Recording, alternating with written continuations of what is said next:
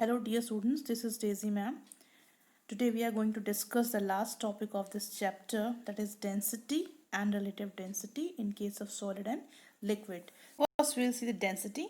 तो density हम already पढ़ चुके हैं. Density किसी भी substance की क्या होती है कि पर यूनिट वॉल्यूम पे जितना भी सब्सटेंस का मास होता है वही उसकी डेंसिटी होती है. तो डेंसिटी ऑफ अ सब्सटेंस को हम रो से डिनोट करते हैं. तो density of the substance is equal to mass of the given substance, इसको एम से डिनोट करते हैं, divided by volume of the given substance, इसको हम कैपिटल वी से डिनोट करते हैं. तो ये आपकी क्वेश्चन नंबर 4.14 हो गई. एसआई यूनिट डेंसिटी की किलोग्राम मीटर पर क्यूब, जिसको हम सिंबल फॉर्म में केजी मीटर इनवर्स 3 लिखते हैं. Then density of a given substance under specified conditions of temperature and pressure remains same.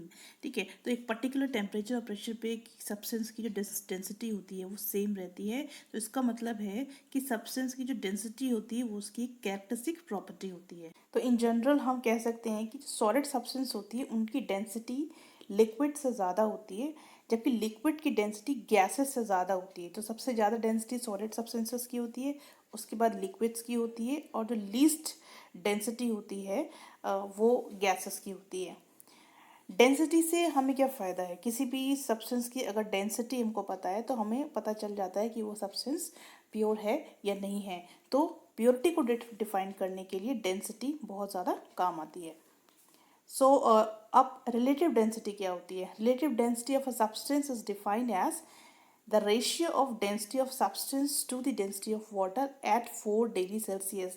यानी कि सब्सटेंस का जो डेंसिटी, सब्सटेंस की डेंसिटी और वाटर के डेंसिटी का जो रेशियो 4 डिग्री सेल्सियस पे होता है उसी को हम रिलेटिव डेंसिटी बोलते हैं. तो रिलेटिव डेंसिटी और R D is equal to density of substance, that is rho substance, divided by density of water, that is rho water at 4 degree Celsius. तो ये आपकी क्वेश्चन नंबर 4.15 हो गई. और टर्म रिलेटिव डेंसिटी एक्सप्रेस करता है density का जो कंपैरिजन हम यहाँ पर कर रहे हैं वाटर और सब्सटेंस के बीच में, उसी को रिलेटिव डेंसिटी एक्सप्रेस करता है. Now we will see unit of relative density. अब रिलेटिव डेंसिटी में हम दो सिमिलर क्वांटिटीज़ का रेशियो देख रहे हैं. यानी कि चाहे हम सॉलिड सब्सटेंस देख रहे हैं या फिर हम वाटर ले रहे हैं, तो दोनों में हम कौन सी क्वांटिटी ले रहे हैं? डेंसिटी को ले रहे हैं. तो क्योंकि सेम डेंसिटी को ले रहे हैं, सिमिलर डेंसिटी को ले रहे हैं, इसलिए इसकी कोई यूनिट नहीं होती है. तो relative density is a unitless term. Other definitions of relative density. Relative density को अभी हमने डिफाइन किया था कि सब्सटेंस की डेंसिटी और वाटर की डेंसिटी का जो रेशियो 4 डिग्री सेल्सियस पे होता है उसी को हम रिलेटिव डेंसिटी बोलते हैं. और डेंसिटी को हम डिफाइन करते हैं mass per unit volume. Therefore relative density of a substance is equal to density of the given substance upon density of water at 4 degree Celsius. तो इसको हम अदर फॉर्म में कैसे लिख सकते हैं? mass of the given substance upon volume of the given substance upon mass of water at 4 degree Celsius upon volume of water.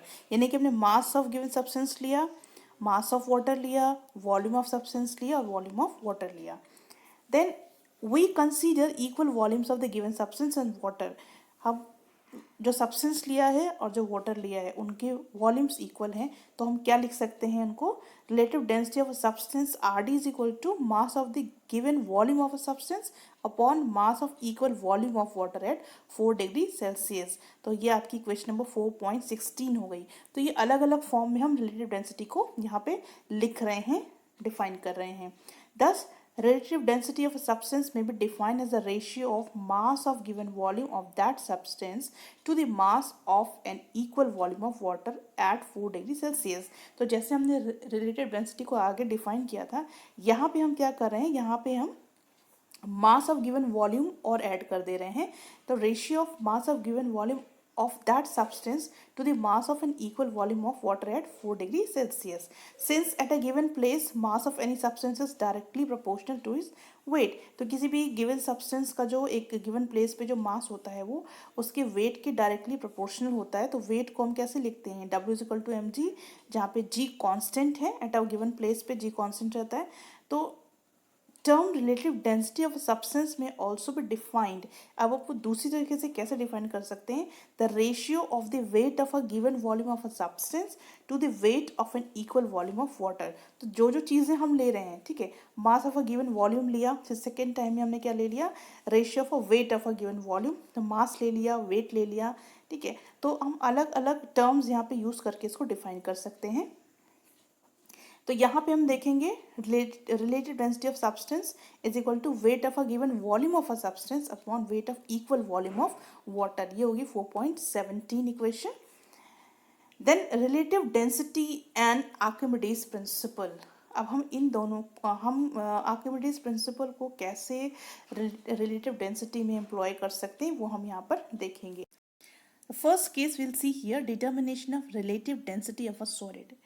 अभी हमने प्रीवियस सेक्शन में अभी अभी हम पढ़ के आ रहे हैं, हमने रिलेटिव डेंसिटी को वेट के बेसिस पे और मास के बेसिस पे हमने उसको डिफाइन किया था। तो रिलेटिव डेंसिटी अगर हम वेट के बेसिस पे अगर हम उसको डिफाइन कर रहे हैं तो हम उसे कैसे लिख सकते हैं? Relative density of a solid is equal to weight of the given solid object upon weight of equal volume of water. If the given solid is immersed into water, अगर आपको सॉलिड जो दिया गया है उसको वाटर में immerse कर दिया जाए तो उसके वेट में अपरेंट लॉस होगा, जिसको हम आप थ्रस्ट बोलते हैं, जो कि इक्वल होगा उतना अमाउंट ऑफ वाटर का जो डिस्प्लेस हो गया है सॉलिड की वजह से। तो जितना सॉलिड ने जितना वेट उसने डिस्प्लेस किया है लिक्विड का, उतना ही उसका अपरेंट लॉस हो जाएगा, ठीक है। तो उसको हम कैसे लिख सकते हैं?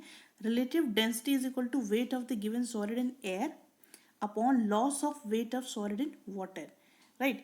Or weight of the solid in air upon weight of solid in air minus weight of solid in water। तो ये आपकी इक्वेशन हो जाएगी 4.18। अब यहाँ पे हम देखेंगे जो सॉलिड का वेट एयर में है उसे हम W1 मान लेंगे, और उसी सॉलिड का वेट जब उसे पानी में पूरा डुबो दिया है तब उसका वेट हम मानेंगे W2।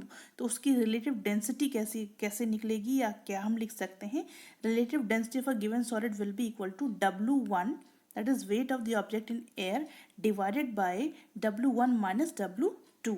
तो ये आपकी इक्वेशन नंबर 4.19 हो गई। Then we will see experimental determination of relative density of a solid denser than water। जब सॉलिड की डेंसिटी वाटर से ज़्यादा है तो उस केस में हम उसकी रिलेटिव डेंसिटी को डिटरमाइन करेंगे। तो हम यहाँ पे देखेंगे, फिगर के अंदर आप देख रहे हैं कि एक स्प्रिंग बैलेंस है, और स्प्रिंग बैलेंस के साथ साथ यहाँ पे हमने एक वेट लिया है, और ये वेट जो है वो मेटल सिलेंडर के फॉर्म में हमने लिया है, सॉलिड वेट लिया हुआ है। और हमें क्या करना है कि सबसे पहले हमें स्प्रिंग बैलेंस को एक रिजिड स्टैंड में फिक्स कर देना है। उसके बाद हुक में हमें इस मेटालिक सिलेंडर को हैंग कर देना है। अब हमें इसकी रीडिंग निकालनी है, और इस रीडिंग को हम लेंगे एज W1, कैपिटल W1, जो कि इसकी वेट होगी सॉलिड की इन एयर। उसके बाद हमें क्या करना है? सेकंड हम फिगर देखेंगे तो उसमें देखेंगे कि बीकर है, बीकर में पानी भरा हुआ है। अब आपको क्या करना है? इस बीकर के अंदर इस वेट को, यानी कि इस मेटालिक सिलेंडर को पूरी तरह से इमर्स्ड कर देना है लिक्विड में। उसके बाद आपको रीडिंग लेनी है, ठीक है। तो आप नोट डाउन करेंगे रीडिंग, और इस रीडिंग को आप लेंगे एज W2 और weight of solid in immersed liquid के अंदर जो सॉलिड इमर्स्ड है उसका वेट लेंगे। अब आपको कैलकुलेट करनी है इसकी रिलेटिव डेंसिटी। तो इसके फॉर्मूले के अंदर आप इसको पुट करेंगे तो इसका जो फॉर्मूला बनेगा वो बनेगा relative density of a denser solid is equal to W1 divided by W1 minus W2। ये आपकी इक्वेशन हो गई 4.20। दूसरा एक्सपेरिमेंट देखेंगे, experimental determination of relative density of a solid lighter than water, यानी कि आप सॉलिड की डेंसिटी जो है वो वाटर से कम है। तो यहाँ पे हमने क्या लेना है? यहाँ पे हम अगेन स्प्रिंग बैलेंस ले रहे हैं, जिसको हमने एक रिजिड सपोर्ट से फिक्स कर दिया है, और इसका जो सिंकर है, ठीक है, जो इसमें हम हैंग करेंगे, सिंकर है, छोटा सा स्टोन का पीस है, ये मेटल सिलेंडर है, छोटा सा लिया है, और उसको इसमें हमने टाई अप कर दिया है। और इसके बाद हमें करना क्या है कि हमें इसको बीकर के अंदर, पहले बीकर के अंदर पानी भरना है, 2/3 वाटर हम इसमें भर देंगे, और उसके बाद में इसके अंदर हम इसको कम्प्लीटली इमर्ज कर देंगे, और उसके बाद हम इसकी रीडिंग को नोट डाउन कर लेंगे। ठीक है, तो इसको हम एज अ W1 नोट करेंगे फर्स्ट फिगर की, या फर्स्ट फिगर की मैं बात कर रही हूँ।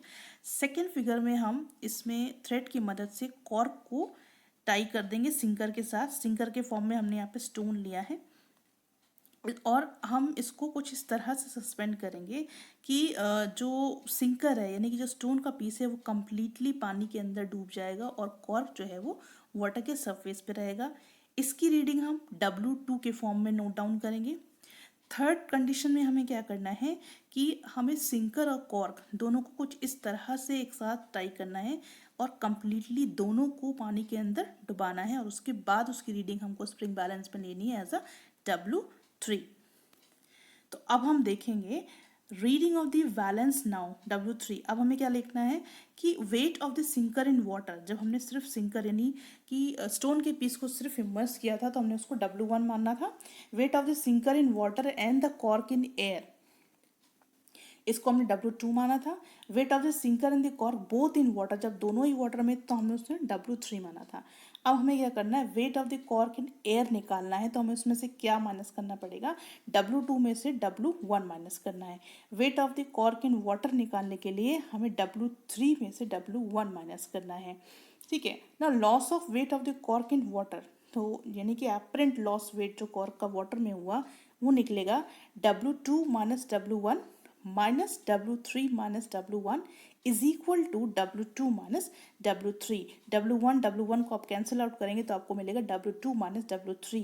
तो इसकी रिलेटिव डेंसिटी क्या हो जाएगी कॉर्क की, is equal to weight of the cork in air upon loss of weight of the cork when immersed in water is equal to W2 minus W1, जो कि weight of the cork in air है, divided by W2 minus W3 जो कि loss of weight of the cork in water है। तो ये आपकी equation हो जाएगी 4.21। Then we will determine the relative density of a liquid. ये तो हमने सॉलिड्स की निकाली थी, अब हम लिक्विड की निकाल रहे हैं। तो इसमें हम देखेंगे यहाँ पे हम 3 स्प्रिंग बैलेंस ले रहे हैं A B C। फर्स्ट क्या करेंगे, स्प्रिंग बैलेंस को पहले हम रिजिड सपोर्ट से फिक्स कर देंगे, उसके बाद इसमें हम एक मेटेलिक ऑब्जेक्ट या स्टोन पीस को हैंग कर देंगे।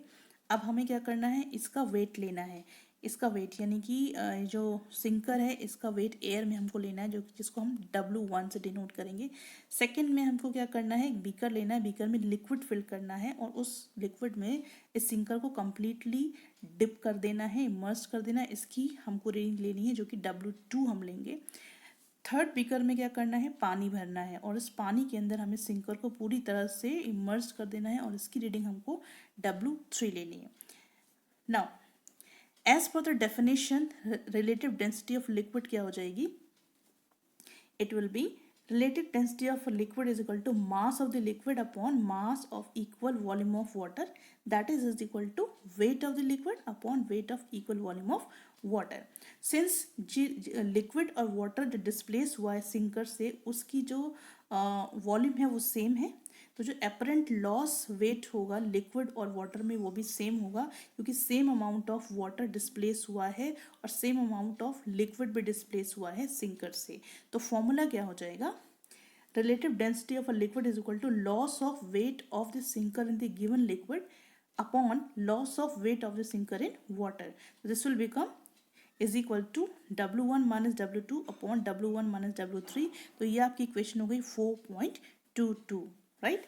सो विद दिस हमारा चैप्टर खत्म हो गया है। अब नेक्स्ट वीडियो में हम लोग क्वेश्चन एंड आंसर्स करेंगे। Thank you very much.